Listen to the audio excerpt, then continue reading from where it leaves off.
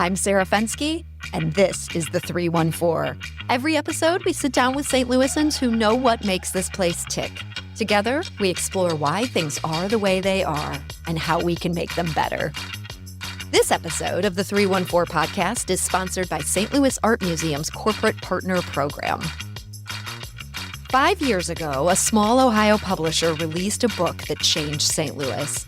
Its first-time author, Vivian Gibson, was 71 years old. Her memoir told the story of her childhood neighborhood, Mill Creek Valley, which the city of St. Louis had destroyed in 1959 in the name of urban renewal. What had been a bustling black enclave was demolished and all but forgotten in many parts of the region. The book that Vivian Gibson authored, The Last Children of Mill Creek, changed that in a major way. Schools now assign the book to their students. A public art exhibit pays tribute. Even Target now honors the neighborhood. I first interviewed Vivian 5 years ago, just as her book was being released. Catching up last week, it was stunning to realize how much she's changed the conversation in St. Louis, and all she's still doing to keep the story of Mill Creek Valley alive today. Now, one note, in our conversation, we refer to the book being in its third printing. I learned after the interview that it's actually in its fifth. Talk about a remarkable impact. Vivian Gibson, welcome. Thank you. Happy to be here. So this book famously got its start in a creative writing workshop for seniors that you joined. Did you join that with the goal of bringing attention to what had happened to your childhood neighborhood? Absolutely not. I really didn't. I was just writing stories, rewriting stories, really enjoying the workshop experience. I had never considered myself a writer or a creative writer. I was just having fun. I'd retired and I could do whatever I wanted to do. And that's what I was doing. And these stories just started cropping up and I was having fun writing them and learning how to write them. So that's all it was. And then there was just so much interest that kind of puzzled me a little bit. And the person who was facilitating the workshop was a writer and editor of a literary magazine. And she would say, "These are good. These are good." I went, "Thank you." But she meant it in a big way. She meant it, and she started encouraging me to submit them to literary magazines. I said, "Oh, my goodness, I don't think I'm ready for that." It was enough to write and read with 12 people in a room who were critiquing you. I was not ready to be out in the world. And you are now out in the world in such a big way. But you said you were initially kind of puzzled that people found these stories interesting. Yeah. The aspects of your childhood, or just this focus on Mill Creek that you ended up centering in on? I didn't know what it was. I mean, I missed a class or two once, so I went on vacation or something. And I walked in and they went, "She's back." Like, they're ready to hear another story. And I didn't know what it was. I was the only Black person in this class almost always. And I took them over years. And mostly I was the only one there. I'm thinking, are they interested in this because I'm opening this little door to Black life? Or is my writing good? I just didn't know. I think it was a little bit of both. I was just about to say. And you were opening this door to this world that had almost vanished. Yes. There were so many people growing up in St. Louis who weren't even aware that there had been this thriving community right on the edge of downtown, what is now Midtown St. Louis, 20,000 people. 20,000. That's a lot of people. That's how many people can sit in the new soccer stadium that is now in Mill Creek. So I just didn't understand the importance of it until I was really in the throes of it. What did the importance become for you as you were in the throes? You started realizing you had this story to tell. A publisher found me. Someone, because I was so reluctant to publish anything or to submit anything. Incidentally, the very first thing I submitted was published immediately. Wow, that never happens. That never happens. There are so many writers out there who hate me when I tell that story. But I think it hit me when these things just started happening and people were showing interest in saying and asking questions. I'd be in the workshop and people would be grilling me, interviewing me. I'm going, they don't know any of this. And I've really hit on something. A publisher, someone sent some of my stories to a publisher, and they contacted me and said, you have a memoir here. Can we talk about publishing this? I went, are you crazy? I am not going to put my life out here like that. And I don't think I'm a writer. And they said, yeah. And my publisher asked me an interesting question. She said, do you read a lot? I went, yes. She says, you write like a reader. And people can relate to these stories. And so I was the last one on the train to publishing. I had to be persuaded, but just the mounting interest, I finally, probably 3 years in, decided, okay, I think this is real. By that time, it was published, and that it was published 2 days before my launch was supposed to happen at the History Museum. So I never had a book launch. So I'm sitting there, first time author, publisher is a small publisher in Ohio, just trying to figure out how to survive during COVID. And I'm in my kitchen alone saying, I have a book. Now, how do I tell the world about it? I didn't know that I was a writer. Now I'm a PR person or whatever it takes, an agent or something has to get this out. And the only lucky break was that my publisher had already sent out the advanced copies, and you probably got one. I did get one. Yeah. And this was right around the time COVID shut down the whole nation. Yep. I got this memoir from Belt Publishing. Yes. Yeah. And so they had to shut down your book party, your launch. Everything. I'd never had a launch, but I'd gotten reviews, and really good reviews, some of them international. I got reviews from London. So I had those, but I had to do it virtually. Yeah. So you're doing interviews all over the world. All over the world, all over the country. Yeah. And first of all, I was 71 years old, and I didn't know anything about social media. I had 30 Facebook friends. So I had to figure out how to get Facebook friends. So I just went to every author I liked, every editor or book agent, and stole their friends. It worked. You now have a very sizable Facebook following. I went down until the algorithm said, stop, you can't do any more today. No. And I just got on board. It really dawned on me that John Grisham was probably going through the same issue. What do you do when the world has shut down? So I just went virtual, reading books and articles, Googling how to do things, how to do stuff. And that's what I did.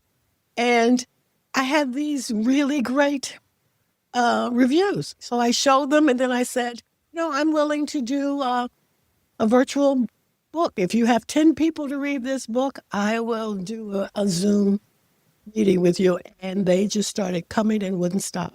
So when you say they wouldn't stop, this is still going today. This is still going today. So not only this book is in its third printing, but people continue to talk about this and feature this. Students are featuring. From graduate school to 7th grade. I don't even know what the connection is, what the common denominator is that 7th graders and adults in graduate school, book clubs, senior book clubs, everybody. I don't know what it is. I think with the students, I write from the perspective of a child, and I think they can really relate to some of the things I'm saying. I guess the adults were once children. Yeah. And maybe we all sort of remember our childhood neighborhoods. Yeah. And even though this one, was sort of publicly portrayed as a slum, people were trying to get this groundswell of let's just knock the whole thing down. Mm-hmm. The neighborhood that you depict was a loving place with deep connections. Mm-hmm. And your story isn't one of these tragic stories. Although it was pretty tragic. It was tragic when they demolished the neighborhood. Yeah, but your childhood was happy. It was idyllic. It really was. And I think that was hard for people. Not hard, but it was a surprise. And there were assumptions about how we lived. W.E.B. Du Bois talks about behind the veil. And there, in many Black communities during segregated times, there was a community that I guess we only knew. It was there to support us, to help us get through what was going on outside of our enclave. And it was a wonderful life.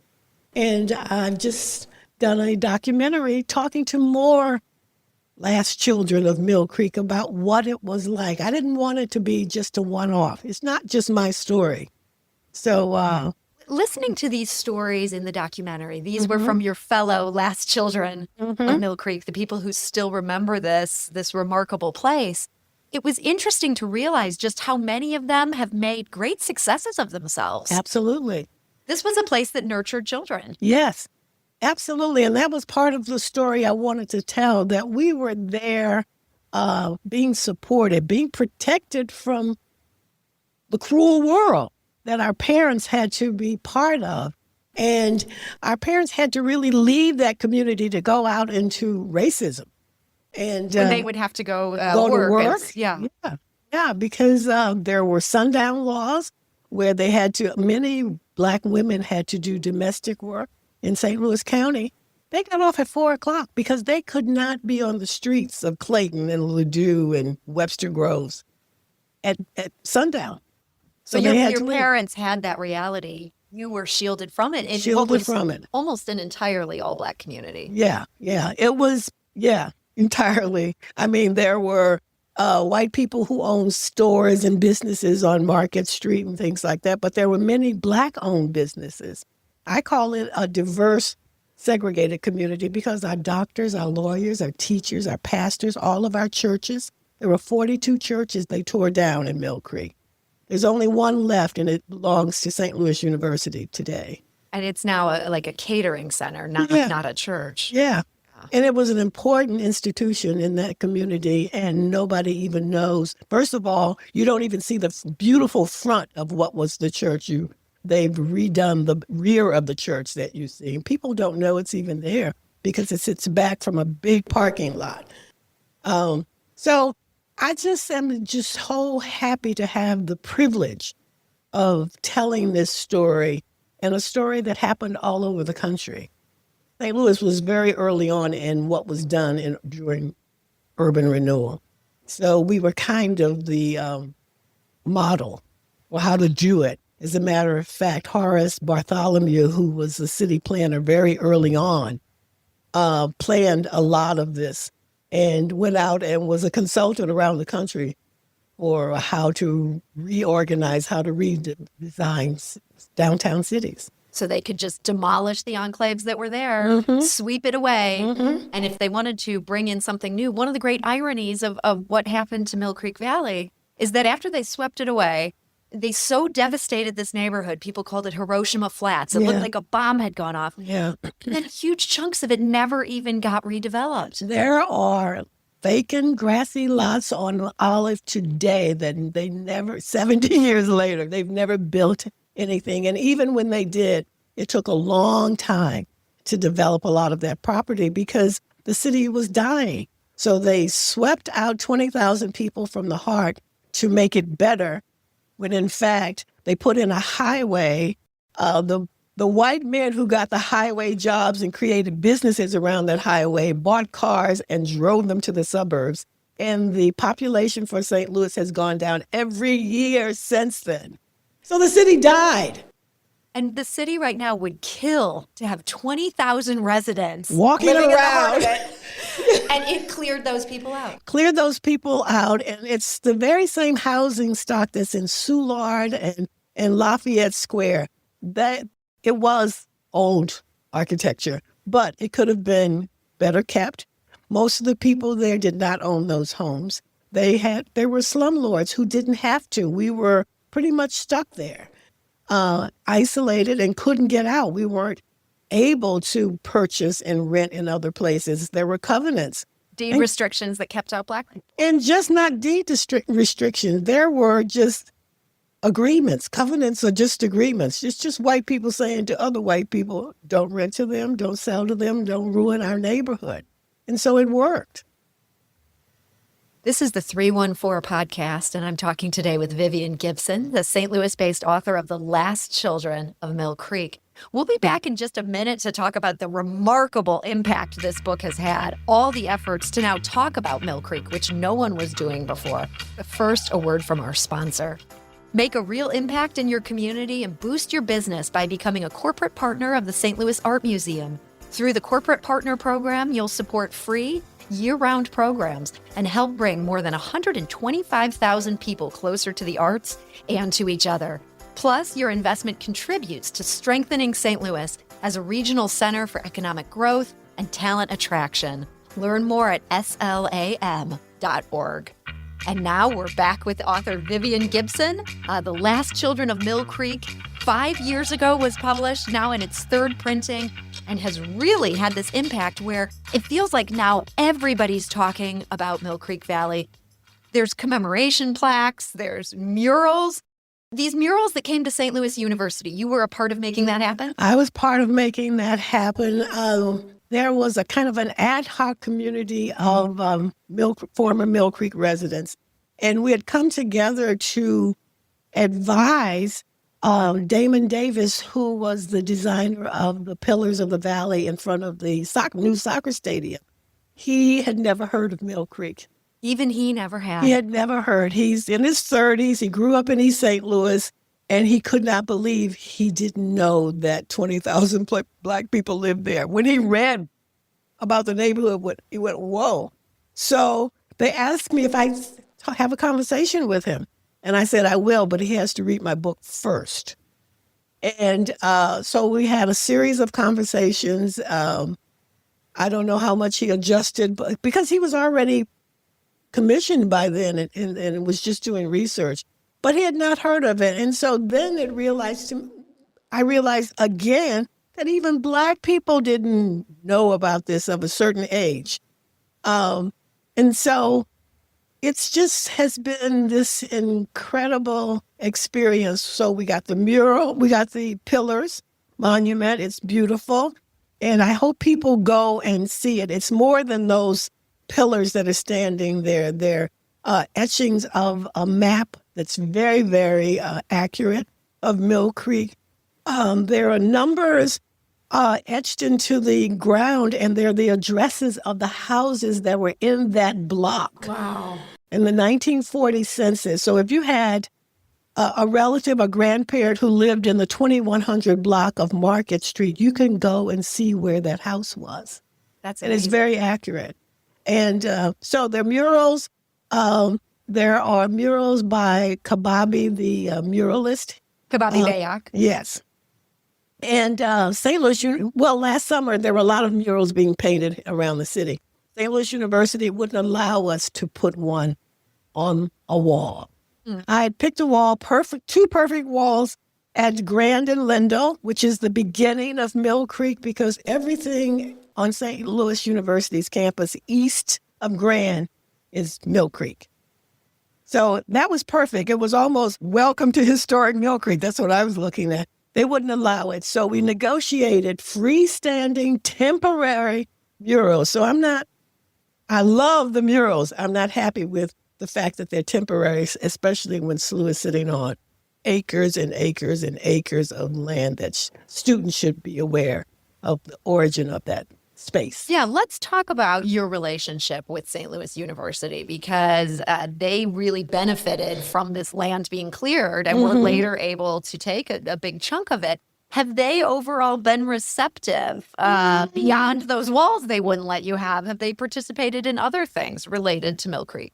They have been talking, but it's there's a lot of hurry up and wait.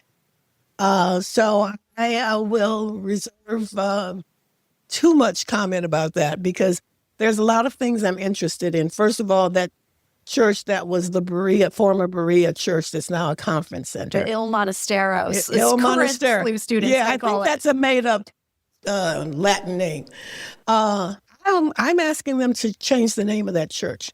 The church still exists, so we probably won't call it Berea Church, but I would want them to make that church, give it a name that reflects the community that it was part of, and that it's the lone church That's left. that's left out of 43. I'm asking for scholarships. I'm asking for a course. I'm working with 2 professors in the African American Studies Department at St. Louis University, and we're trying to develop an entire course. There was more about Mill Creek than urban renewal. It was a very important community of Blacks who came up through the Great Migration from the South, seeking just better lives for their families, for their children, jobs. There were a lot of important civil rights activities that came out of there. Music. Market Street was a hub of ragtime, and then all the way up to the end, jazz clubs. So, and then there are just a lot of information that needs to be shared, especially with the students of St. Louis University. So you're hoping to get this grant? I'm hoping to for get this course. A lot of things. So I'm just throwing it all against the wall. They got to give me something. Now, they have some issues with the descendants of the Jesuit enslaved. So those are 2 separate things, and one doesn't really impact the other, except they do. Yeah. They're probably like, wow, we got a That's problem here. That's right. But so you've had kind of this complicated relationship with St. Louis University. Your relationship with Target has been more of a pleasant surprise. It was a surprise. One Saturday, my phone just started blowing up, and I went, who died? I'm wondering what is going on here. My phone, what is it? The people were at the opening of a Target at Choteau and Grand, approximately, it's Papin. And so I said, an opening? They said, yeah, there's a Mill Creek mural. I went, what? So I got in my car. I don't live far. I went there, and there's this beautiful, I think it's like 30 feet or more. And it's just fantastic. Also by Kababi. I mean, you can't shop in that Target without being confronted by this history. Yeah. I'm guessing 30. It might be more. So I found the manager. I said, I told her who I was. I said, how did this come about? She said, I read your book. I went, whoa, my knees got weak. I bet. She said, we were discussing that we wanted to make this a community Target. And she was just reading about the locations. I had been writing about the source of the spring was at Spring Street, which was a block away. And she says, this is Mill Creek. And they just commissioned. They ran with it. They ran with it. And Mill Creek is a valley. The St. Louis just slopes down to this creek, which is now the railroad tracks. If you go to that Target, you only see the top of the Target because the entrance is below grade in the valley. So it is in literally Mill Creek Valley. It's just amazing to think of this impact that something like a giant mural on the wall of a Target, and you didn't even know that it was being painted. I imagine this book is having an impact even beyond what you're aware of at this point. Yes. I think people think I go out and make all these things happen. I just kind of stand around and go, whoa, really? Thank you. This is wonderful. It's impact that I just could not have planned or imagined. And I'd be remiss if I didn't mention this documentary that you've been working on. This is Remembering Mill Creek When We Were There. Right. Watching this documentary, it hit home for me in so many ways that this wasn't just a piece of land. This wasn't just the buildings that I mourn and the population loss that I mourn, but these were individuals with so many different stories. So many different stories. I interviewed 18 former residents, and I really started it before I even had any money to start it. There was a while there where I thought I would be financing this whole thing. But it occurred to me that I had to start them because one person I signed up passed away. I went, okay, I cannot wait. But these are 18 people who have their own individual stories about how their families got to meet Mill Creek. One of the people we interviewed, her grandfather started a business in Mill Creek that still goes on today. Still in downtown St. Louis. Collier car repair. Started at her grandfather came here from Texas, recruited because of his skills as a mechanic. Started his own business in Mill Creek. It had 3 separate locations in Mill Creek. Today, it is still on Delmar. Wow. School teachers, musicians, and there's so many stories that we, of course, don't get all of them in, but I'm telling you stories that aren't even in the documentary. But there were 2 brothers whose grandfather went to Fisk University, came here, owned a house in Mill Creek in the 1920s. We were able to find it on the city plat. When all around him were white people still living in Mill Creek. His grandfather was a musician. His father was a jazz musician. His grandmother was a talented painter. And the art, he talks about the art and the music in the home. Stories that people just don't think about happening in Black communities, that it's just part of what happens when you shut off, an entire culture, community, a neighborhood. And so I wanted to tell those stories. I didn't want to be Pollyannish about it, but I wanted people to know this is what was happening and this is how we turned out. So this is some amazing material. And as you mentioned, some of what you even just told me here didn't make it into the Hours and documentary. Is there plans to do a longer story? There are plans to do a longer story. I'm glad you asked because I haven't paid all the bills yet. And so we're really looking for sponsors. St. Louis University has helped us some. The soccer stadium has helped us a lot, but I went to them and asked because it's important. But we need money to do more, and so I am seeking that. We're having a preview tomorrow night, private, just for the participants and some of the sponsors that are so far, and some media, just to see what it's like. I mean, what the impact will be and what people's reaction is, and hopefully it'll be longer. It's only 20 minutes, and so that's a perfect length for book clubs and classes, but we'd like for it to be longer because we have hours and hours and hours of footage. So hearing you say that, and as I watched this short documentary, I couldn't help but think, this needs to be another book. Are you tempted to write a second book? Like my publisher. I mean, she has pitched maybe it was a year ago because she wanted it to be for my 5th anniversary. What has happened since this book started? I have lots of stories. I've had a wonderful life after Mill Creek and an interesting life after Mill Creek. So that's kind of what I want to write about, but we'll see. Right now, I'm busy. I'm a retired person and I get up every day like I'm going to a job. So it's a lot. I have a lot to do. But it feels like really important work that is important. Resonating in such a big way. It really is. And I'm enjoying myself. Well, Vivian Gibson, thank you so much for talking with us today. Thank you, Sarah. That is Vivian Gibson, author of The Last Children of Mill Creek. The documentary she's been working on is Remembering Mill Creek When We Were There. She's aiming for a fall release. Now, in just a minute, Ryan Kroll will join us for The Closer. He's got a blockbuster story out this week about 2 closely linked out-of-state investment companies that are wreaking havoc on St. Louis neighborhoods. But first, a word from our sponsor. This episode of the 314 podcast is supported by the Missouri History Museum. St. Louis employers take pride in their city. Share that excitement with your team, whether they're new to the Lou or lifelong locals, and take part in the New to St. Louis STL 101 tour from the Missouri Historical Society.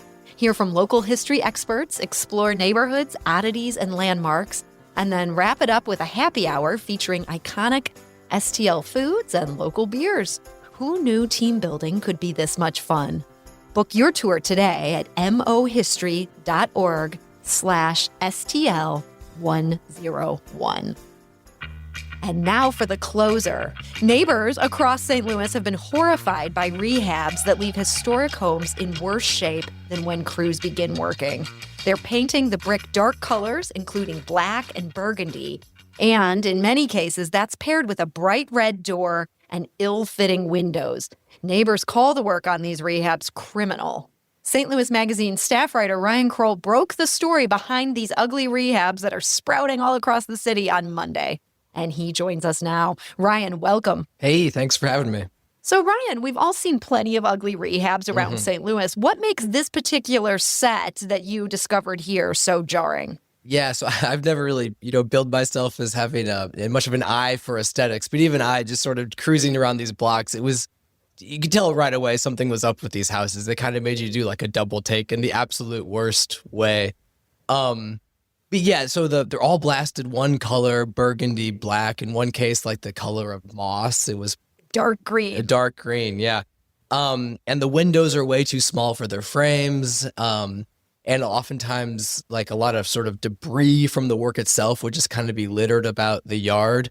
And I guess what really sort of made this work stand out compared to like your average bad rehab was that these were just sort of so uniform in their unattractiveness. Like the sort of all black job with just the red door. Like I would show the photo to people and they would say, "Oh, I know that house." It was actually, they were wrong about the specific house, but it was a different one of these companies, a different house that had been rehabbed by this company elsewhere in town. So like, I think I said in the story, like the nicest thing you could say about the work is that it was distinctive. Yeah. Yeah. And this is not just somebody who's doing some sort of one-off thing. As you wrote in your story, the companies that are behind this, we now know there's two closely linked companies. They have bought up 45 houses around the city. At least 45. Yeah, there was a few that sort of were discovered late in the process of reporting. So about 45 that we know of. Yeah, could be others. So the problem here is not just the aesthetics. They're also apparently doing this construction work in the middle of the night. What did the neighbors have to say about that? Well, they didn't like it. It was keeping them up, and it was making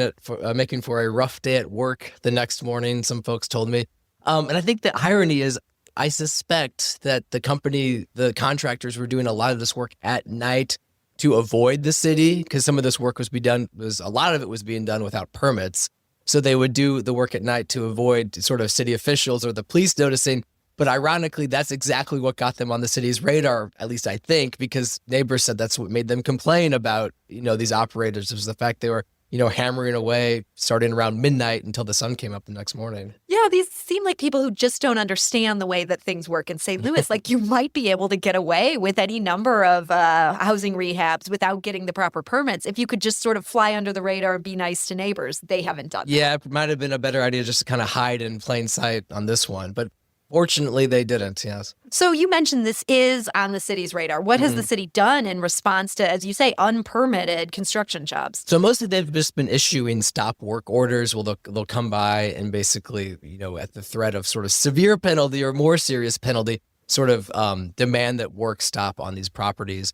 And it was made easier by the fact that there was only, like you mentioned, these two companies own all the property. So the problem with like building inspectors or the building division is that it's just, it's hard to police the whole city, all the work going on in the whole city at any given time. Once these two companies, Lighthouse Estates and Red Door Legacy, once they got on the city's radar, they were kind of able to sort of be much, keep a closer eye on this sort of, 4 or 5 dozen properties. And I think they were, even though they are kind of playing whack-a-mole with them, they were pretty effectively able to shut this down, at least for now. So you mentioned these two companies, and you found out these companies are based in Kentucky. What else do you know about them and the business plan they have here in St. Louis? Yeah, well, there's the two companies I mentioned, and then there's a third company that acts as a company that will actually rent you these houses. They're the leasing company. The leasing company, yeah, thank you. And they all have the same people behind them. But yeah, they seem to mostly be targeting Section 8 tenants, people who are using Section 8 vouchers to rent their where they live. And they obviously wouldn't talk to me, so I'm kind of operating with a little bit of guesswork here. But I assume that they're just after that group of folks because a lot of landlords won't take Section 8 vouchers, so those folks are kind of limited in where they can rent from. And oftentimes, those tenants, once they move in somewhere, they don't really, whenever things turn south, if the stuff starts breaking and the landlord's not responsive, et cetera, they're not the sort of folks that are going to have a lot of mobility to be able to move elsewhere. So they're kind of like a captive audience in more ways than one. And that can just in general lead to these folks being preyed on quite a bit or sort of taken advantage of. So that might be the business model here. But at the same time, as you point out in this story, this does have a real cost for the neighbors of some of these buildings. And we're not just talking about construction that goes on under the cover of nightfall. Oh, totally. Yeah. A lot of these houses were really, they needed some work for sure. But some of them were in historic areas. You could tell there was kind of that faded glory, that faded beauty that is so common in this town. And it's just really all been ruined by this shoddy rehab work, sort of the stuff that was blasted over maroon or black or green. It was all the detail of the house that could have, I think, under the right care, been really special. And then having an eyesore next to where you live or on your block, it's going to hurt your property values. So really the folks who live in proximity to these jobs are the real losers because their property values are going to take a hit.